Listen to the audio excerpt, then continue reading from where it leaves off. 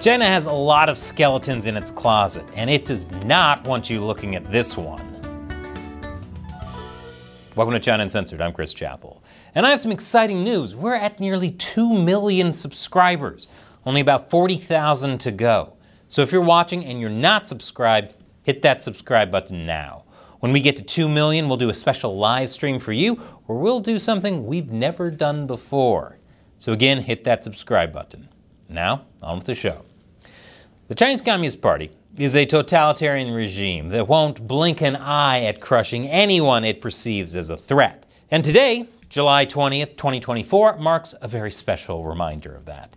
It's the 25th anniversary of the CCP's persecution of Falun Gong. Of course, for 25th anniversaries, the traditional gift is silver. And I'd like to see some of those CCP thugs celebrate by being carted off in these gorgeous silver handcuffs. Falun Gong, sometimes called Falun Dafa, is a type of Qigong, a bit like Tai Chi. Falun Gong is slow exercises and meditation, but there's also a spiritual component based on living your life by the principles of truth, compassion, and tolerance. It became super popular in China in the 1990s, and it was even featured positively in Chinese state-run media for its reported health benefits. If you took a walk in the park this morning, you can see that the recent hard work the government has put into public health activities has not been wasted. Every morning starting from 5 to 6 a.m., the city's green grass, parks and public squares become a morning exercise heaven. Wow! Should I be surprised that the CCP took credit for Falun Gong's health benefits? The closest thing Communist China came to offering their citizens a health benefit was helping them lose weight. Like, a lot of weight. You're welcome. But by the late 90s, the Chinese leader at the time, Jiang Zemin, started to see Falun Gong as a threat. After all, Falun Gong had a source of spiritual fulfillment and a guide for how to live their best lives other than communism. And communism can offer that fine on its own, thank you very much. I mean, what says I'm spiritually fulfilled more than seeing other people prospering and thinking I must destroy them? And so the CCP started cracking down on Falun Gong. They started arresting them, hauling them away, detaining them indefinitely, and eventually moved on to killing them for their organs. Chinese state-run media, of course, did a complete 180. The People's Daily reports that Falun Gong is an evil cult. Falun Dafa is an illegal organization, and the decision is to outlaw it. The Chinese Communist Party calling anyone an evil cult while killing them for their organs is like Dracula calling someone a blood-sucking fiend. I'd ask him to take a look in the mirror, but, you know, Dracula. And for a quarter century, the Communist Party has never stopped repressing Falun Gong. Chinese government directives, work reports, and development plans issued by local officials continue to make references to Falun Gong when it comes to safeguarding national security, national political security, and state security. Because nothing makes communists feel more insecure than people being healthy and happy without them, the horror. China says security so much that at this point, I don't even know what doesn't count as security.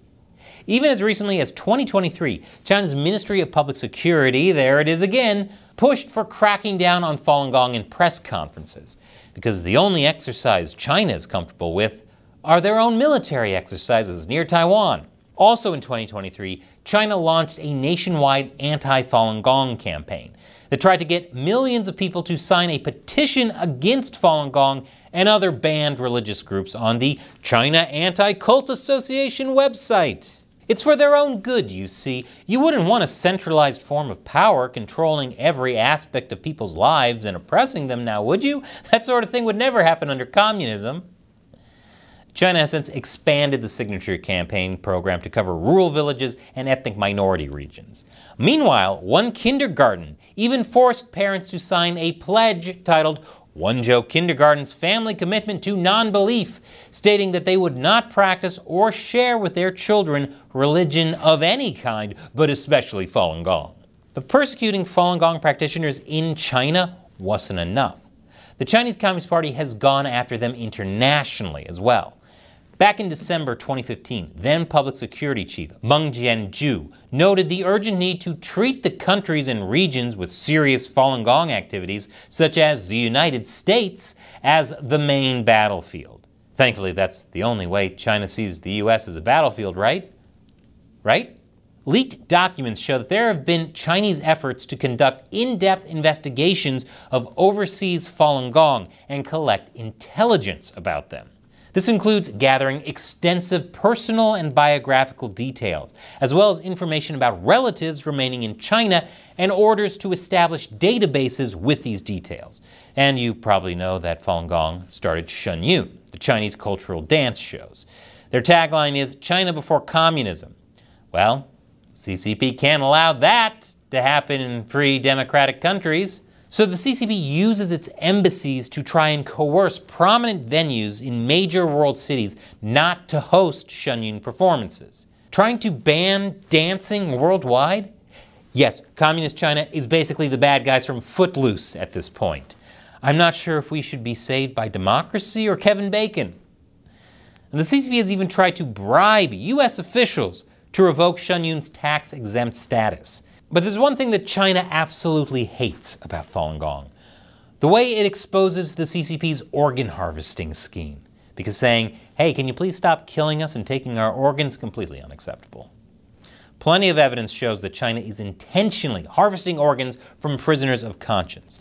It started with killing the Uyghurs in the 1990s. Then they switched to Falun Gong for a couple of decades. This has all been documented in books like The Slaughter by Ethan Gutman and by the independent China Tribunal. But the problem was the CCP started to run out of Falun Gong people to harvest organs from, so they switched back to Uyghurs. Who will the CCP use for organ harvesting next? I don't know, but you might not want to go to China right now, especially if you're full of plump, delicious, juicy organ meat. Of course, the CCP tries to hide the fact that they're killing people so they can sell their organs. My favorite Chinese state-run media, the Global Times, tries to dismiss accusations of organ harvesting as just flimsy nonsense, brags about China allegedly becoming more transparent with its organ donations, and claims that millions of people have reportedly volunteered to donate their organs. Meanwhile, aside from pumping out propaganda, China silences talk in the West about forced organ harvesting. Sometimes Chinese government officials get directly involved and complain to politicians, or even make threats asking questions like, "Are you afraid of death?" Which is exactly the type of totally not creepy thing to ask when you're trying to convince people you're not a body part snatching ghoul. But despite the CCP's threats, there are lots of pesky people around the world who keep exposing China's forced organ harvesting with their annoying documentaries. And YouTube videos, whoever made these videos, good job. We've got to keep a lot of eyes on this subject, at least before the CCP harvests those too. Despite China's efforts to silence conversations, more and more people are speaking out against China's forced organ harvesting. Even politicians are speaking out against it. They're even actually doing something to help. Back in January, the European Parliament adopted an EU resolution acknowledging and condemning the CCP's organ harvesting and its persecution of Falun Gong. And in the US, Speaker of the House Mike Johnson publicly warned about China's organ harvesting. And just last month, the US House of Representatives unanimously passed a bill called the Falun Gong Protection Act. It specifically targets the CCP's persecution and forced organ harvesting of Falun Gong practitioners, which is monumental because US politicians can't unanimously agree on anything. If you say it's hot outside, they'll argue whether or not the temperature is just another form of inflation. The bill would require the US president to impose visa and property blocking sanctions on foreign persons that are knowingly responsible for, are complicit in, or have engaged in the involuntary harvesting of organs in China. This is important. It penalizes the Chinese Communist Party for what it's done and continues to do against Falun Gong practitioners and others. It also shows the US government acknowledges that organ harvesting is real, which is a big deal given how hard the CCP is trying to cover it up. And on this 25th anniversary of the persecution of Falun Gong in China, that's something worth celebrating. If only we could give CCP officials the appropriate anniversary gift. Now, the CCP hates it when I point out China's religious persecution and organ harvesting. That's among the many reasons Chinese state-run media has called China Uncensored disgraceful anti-China garbage. But I need your help to keep making this disgraceful garbage, so join what I call the China Uncensored 50-cent army on Patreon.